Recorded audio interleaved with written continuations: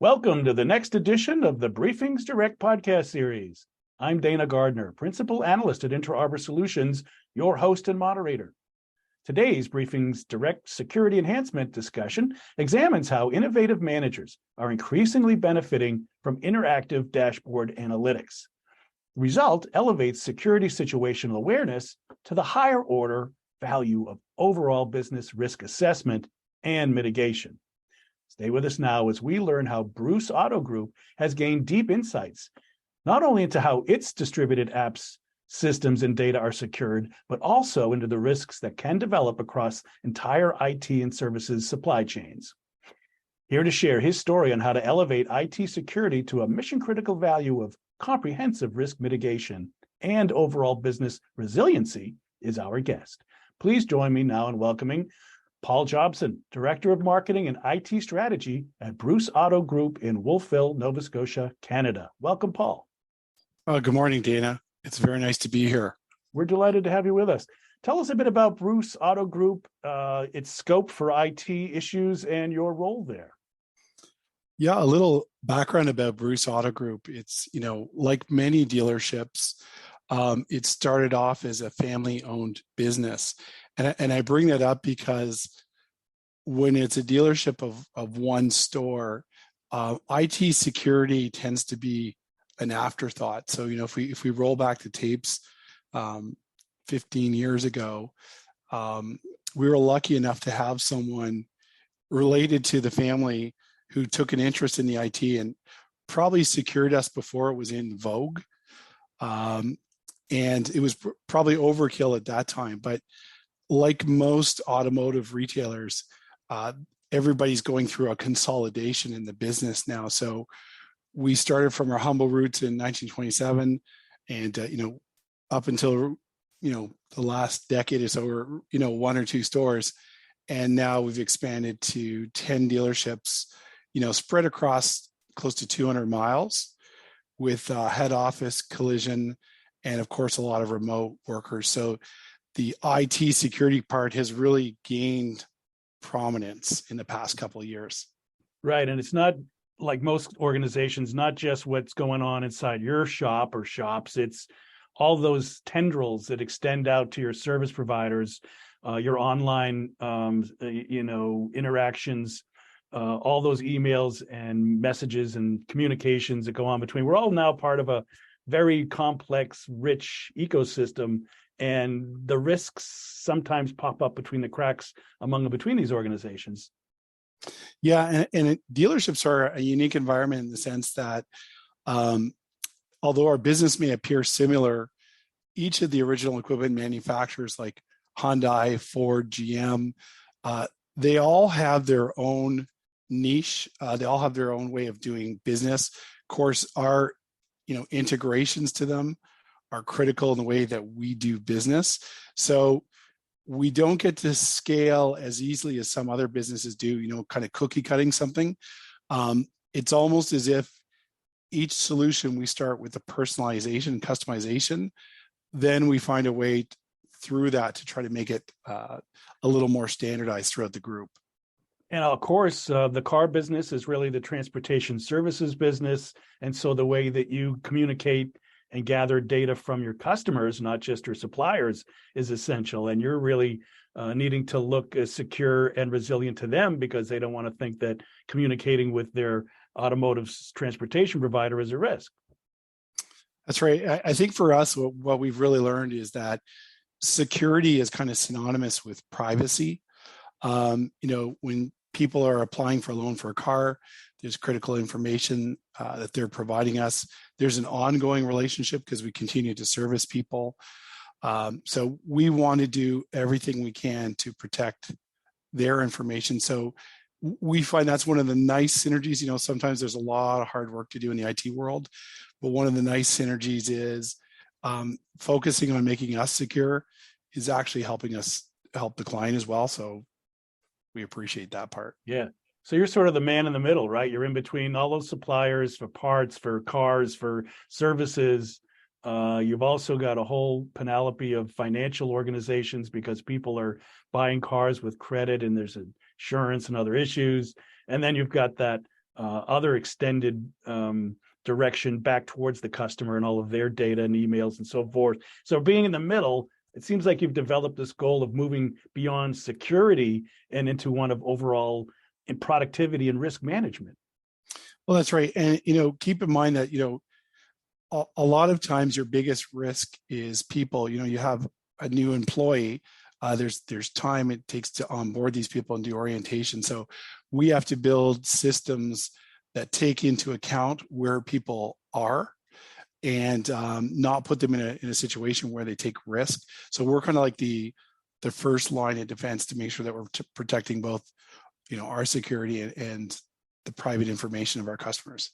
And that requires education, but education requires awareness of what is or isn't being done right. So that brings us sort of back to our initial statement of you need awareness. You need to have visibility, not just, again, inside your own systems, but as far and wide as possible. So tell us a little bit about how you've developed risk management as your real goal here. Well, it's really interesting. That's a great question. My background is actually I come from digital marketing side and enterprise software. So, I'm very comfortable. Like security has always been an aspect of that, and being comfortable working with cloud applications and setting up integrations to make the marketing productive. It's kind of second nature. So, at one point, it became logical as we started to expand that this would be something that would fall into my domain.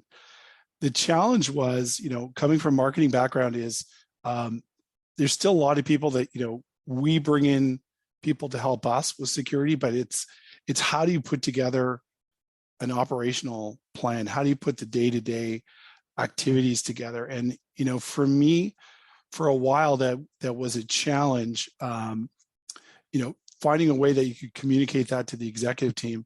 But in adapting a risk management strategy, we did some work with Bitdefender because we really liked working with their people. On a quarterly basis, we'd kind of get together and they'd give us a rundown of what they were seeing in the field. And we came across this dashboard with the executive summary. And the second I saw that, I knew I had my tool to kind of really manage our day-to-day progress on, securing the enterprise. And I'm not sure this is the appropriate time, but it might be worthwhile just discussing a little bit like how we're using this. It's funny, when you come in from the outside, your first perception is always, it's the people and the passwords that are going to be the highest risks. And, when you know your risks, you can manage them. So I think the first ground zero for IT security is really just making sure you understand what are your risks. So our first step was we put in endpoint security across the organization, and we run about 300 desktops, and just making sure that it got installed on every single one of the 300 desktops was quite a bit of a logistical feat. But everybody understood it. We did it. And once we did that, we started to get all these signals back to our Gravity executive summary dashboard. And for the first time, we got a score. And I wish I could say different, but when we first got our score, the risk was high. It indicated a high level of risk. And that made all of us very uncomfortable. And we immediately started to look at, where are these risks, and we're pretty sure we're going to have to call some people and say, you haven't changed your password in a couple of years and things. But we found some real surprises. Our top category was actually misconfigurations. And the misconfigurations could be anything from a printer that has not been updated. And, for a traditional consumer or traditional user of computer services, the first reflex is to think about your laptop and your desktop. You don't always think about the printer, but it's a computer in the same sense as your desktop is. And once we started to understand that, we started to look at security very differently.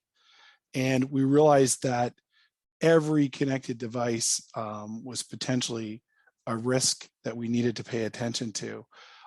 So what we liked about the dashboard was it told us where we were on a score of 100. and I break it down into three categories: misconfigurations, app configuration, app vulnerabilities, and human risk. And we were able to target the high risk areas in each one of those categories and put weekly plans into place for the IT team to say, okay, this week we need to address this. And it was much more fun and much more, there was more engagement from the IT team because we were proactively setting the agenda. It wasn't the typical red flag alert, there's something wrong with my computer. It was us kind of moving from firefighting to fire prevention. And I have to tell you, like, we've got hooked since. Like, that's really the way my team wants to work because they can collaborate together. They're excited to come back and say they worked on, 40 endpoints and they got the risk from high to medium. Because you get that instant rewards, which isn't always, in the IT world, you solve a fire, you get a reward, right? You fix the boss's PC, you get the gratitude.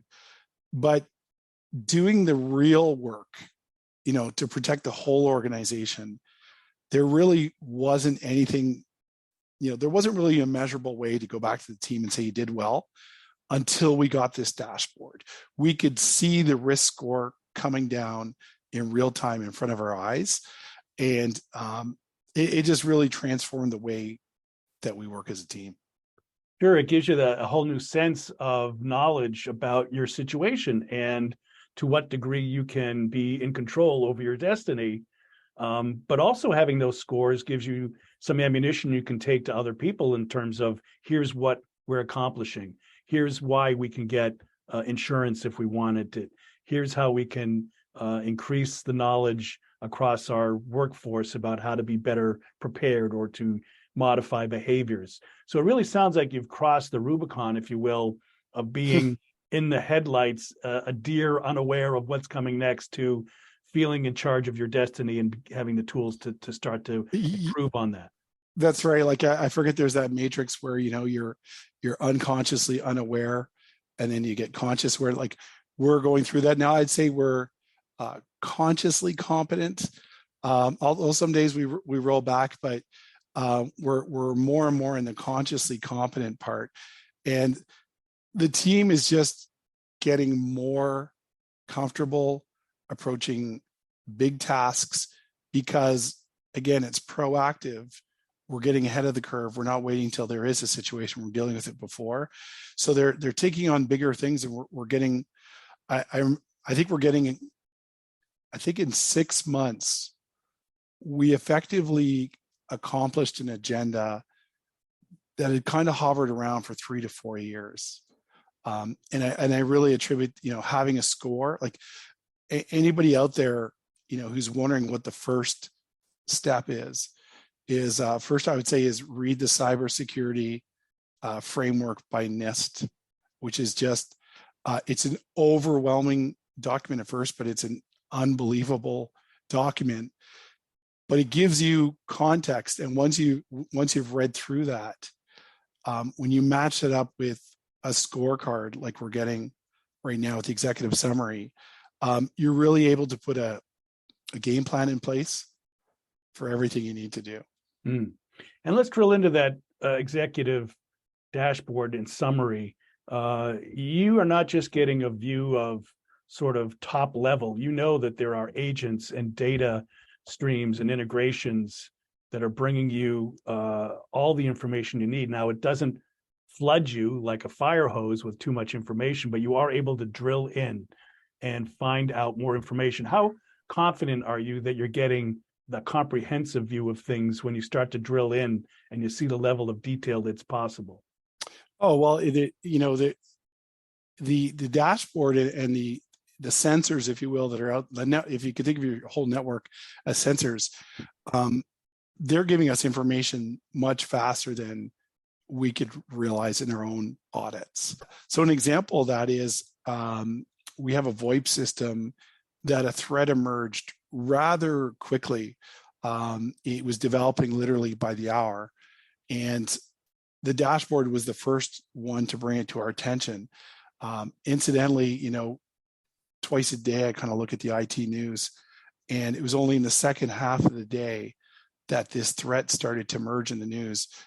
But our program was serving that up to us first thing in the morning. So we were kind of already ahead of the threat, and allowed me to reach out to the suppliers earlier.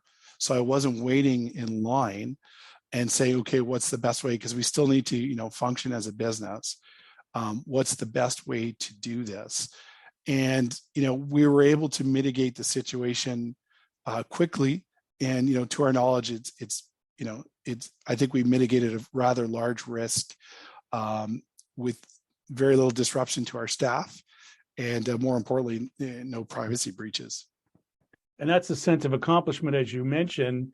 It sounds like you're able to reduce the overall stress on your staff. And that's important these days because it's hard to find and hold on to qualified people. And so if you can give them an environment where they feel like they're making a difference, they've got the tools to attack these problems and do it in such a way that they're not always reacting like a fire drill, that must be part of a good labor environment, right?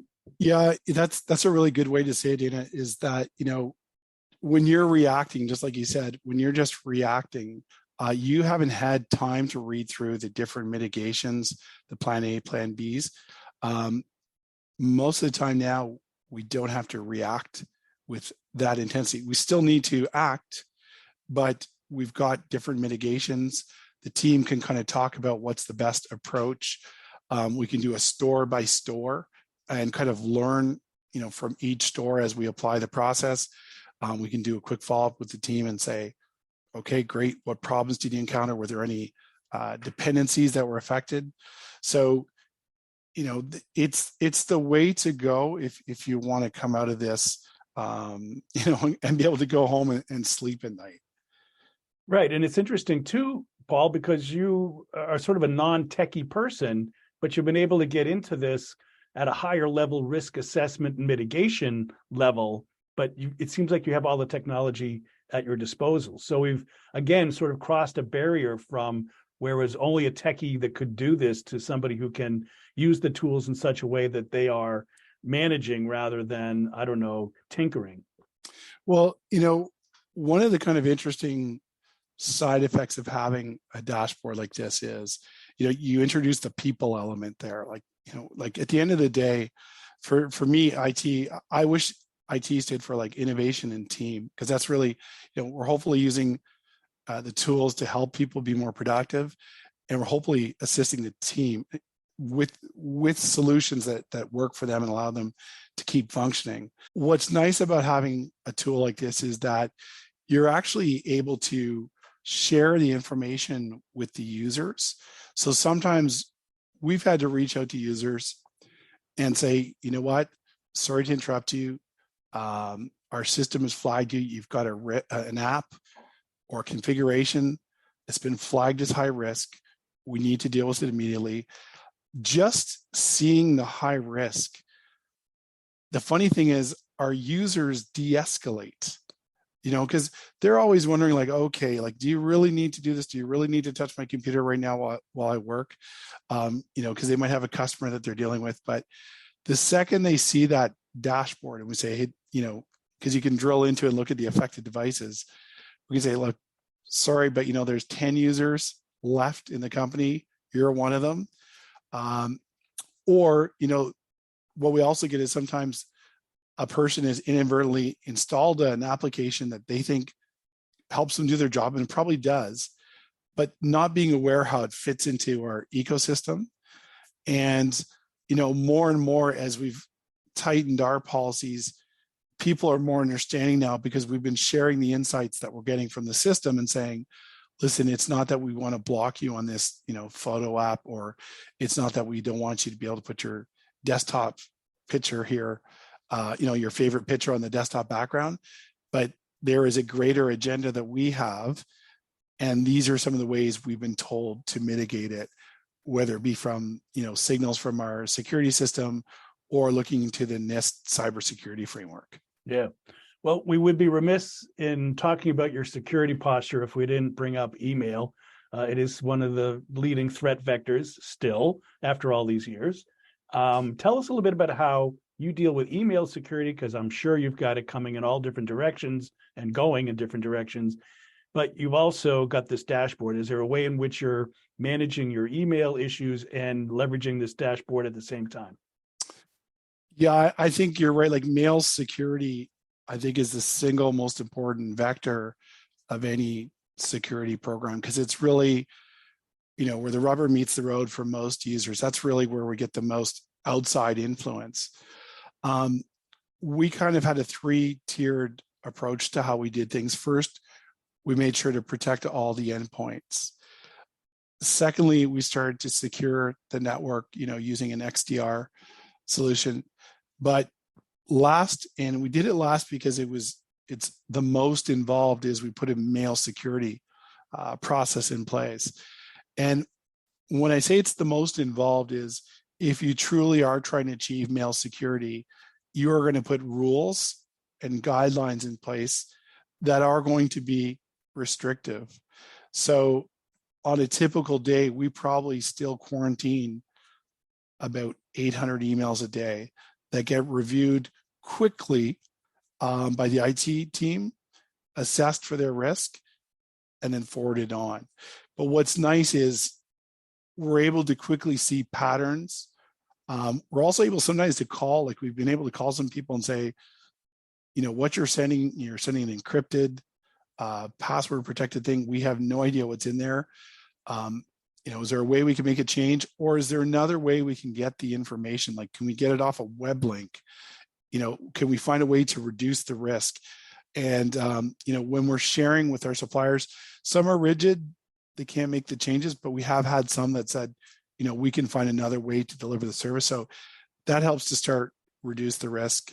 But what amazed us, initially when I said we were quarantining about 800 a day right now, we probably get 2,000 that are genuine spam. They're not all evil, if you will. Some of them are just people overly promoting themselves, but we get genuine, very high risk thing that could, when you have 300 users a day using their computers, there will be risks. Do you know what I mean? I think most people could casually talk to their friends and somebody's been affected in the course of a year. And what we've noticed is that by putting this front line of defense, we have not had any significant scares.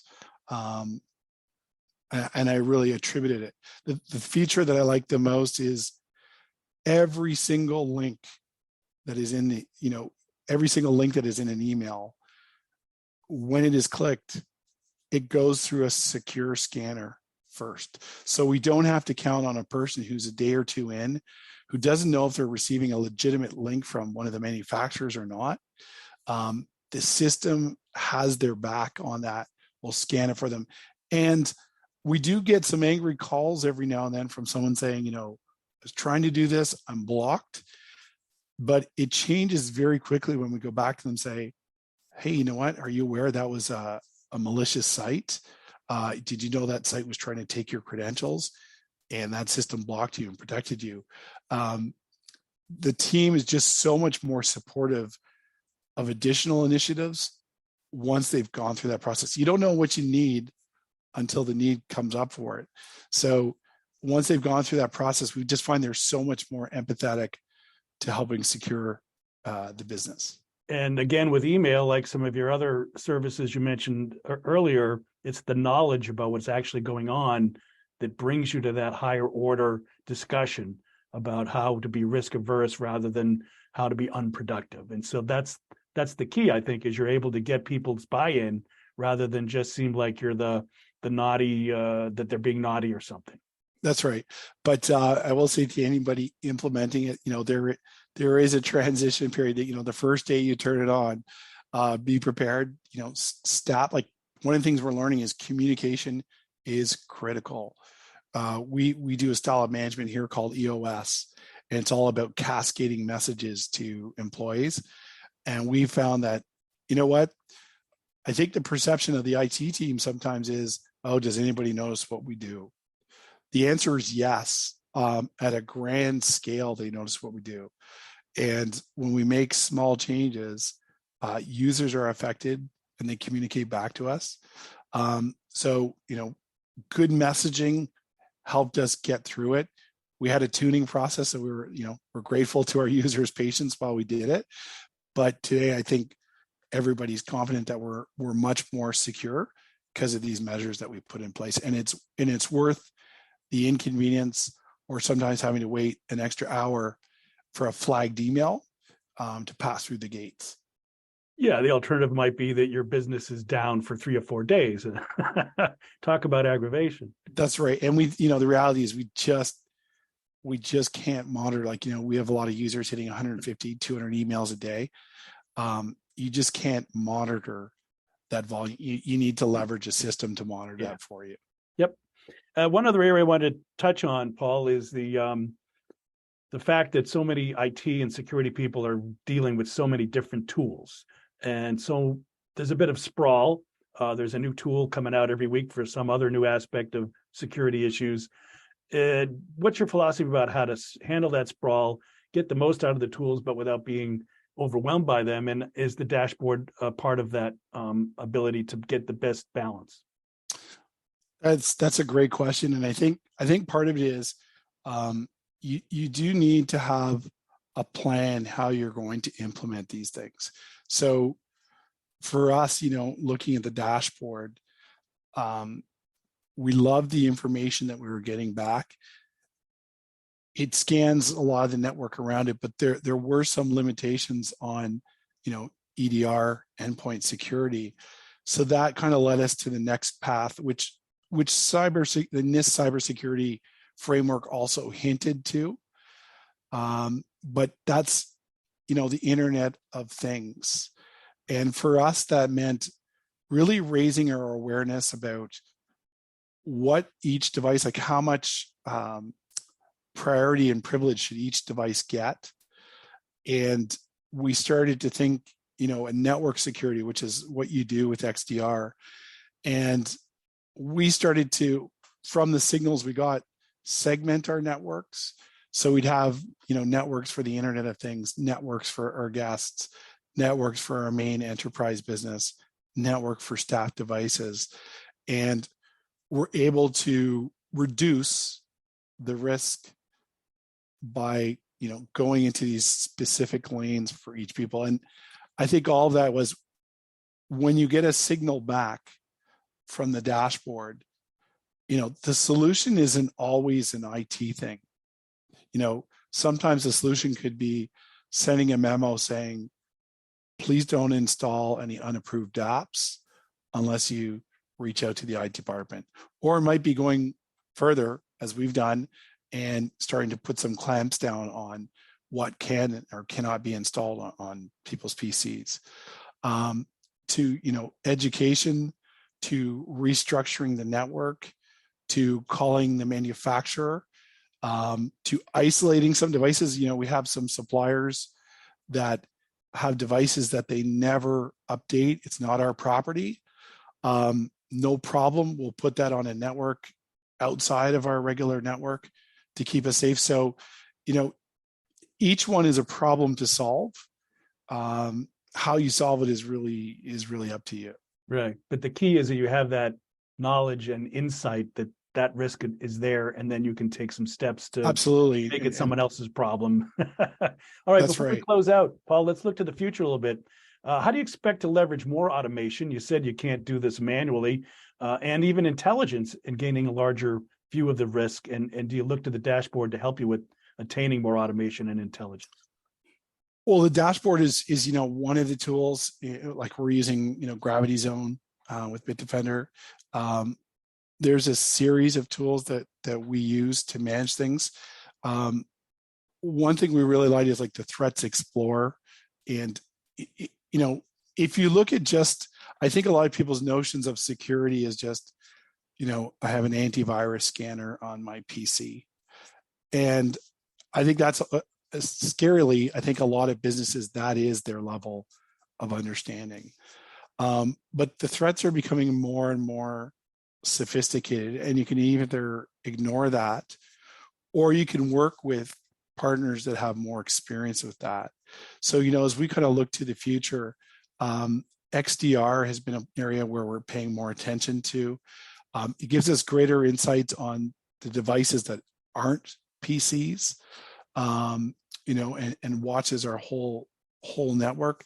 But it's also giving us in real time a description of the threats as they're happening. And we had an incident happen, and it was a remote software that we used to support people.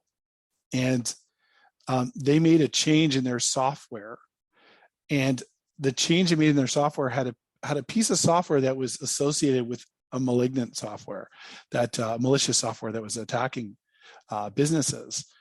And we were in a meeting at the time, the whole IT team, and our system started to shut down users. By the fourth or fifth person being shut down, someone knocked on the glass and pulled us out of the meeting and said, there's 4 or 5 PCs shut down. And we were like nervous that this was a virus. In fact, what it was our system was operating in real time, and when it saw a threat, it turned that PC off and it isolated. When it did that, the remote software would go to the next node and try to scan the network, so it would be shut off. So in a very short amount of time, it shut off the 5 offending PCs. If that had been a real risk, what's so great is, my team so far, like we still go to bed at night. Like there's people watching, but people take bathroom breaks, and nobody can be on all the time. So if you're not leveraging tools that can do that for you, you might be creating a lot of risk for yourself. So we're really kind of leaning into the automation and technology to take care of things and let us to do the analysis after the fact. Very good. Any last thoughts on recommendations you'd give to those listening to us today when it comes to vision into what's going on across the board as much as possible, and why that should be perhaps earlier in your journey rather than later? In IT, you literally have so many choices. I mean, you just have to run any popular program, PC optimization program, and it'll tell you 1,700 fixes you can do to fix your PC. You scale that over a large organization, and you can literally have, hundreds of thousands of choices. For us here at Bruce, the tech team, it was critical we had something that prioritized it from a risk point of view, from mildly inconvenient to, threatening your business, levels of risk. And the second we had that prioritization and the whole team understood what it meant, that's where we started to make enormous traction on long-standing issues with how we were managing, our PCs. So I think, in order to have a game plan, you need to know what are the objectives, and we really find that our scorecard is helping us identify the highest priority objectives that are there. Well, very good. I'm afraid we'll have to leave it there. You've been listening to a sponsored Briefings Direct discussion on how, on how Bruce Auto Group gained deep insights, not only to how their systems, apps, and data are secured, but also how risks can be head off across its entire IT and services supply chain. And we've learned how innovative managers like Paul have elevated IT security to a mission-critical value of comprehensive risk mitigation and overall business resiliency. So please join me now in thanking our guest. We've been here with Paul Jobson, Director of Marketing and IT Strategy at Bruce Auto Group in Nova Scotia. Thank you so much, Paul. Thanks again, Dana. Have a great day. You too. I'm Dana Gardner, Principal Analyst at Intro Arbor Solutions, your host and moderator for this ongoing series of Briefings Direct discussions. A big thank you to our sponsor, Bitdefender, for supporting these presentations, and a big thank you as well to our audience for joining. Pass this on to your IT and security communities, and do come back next time.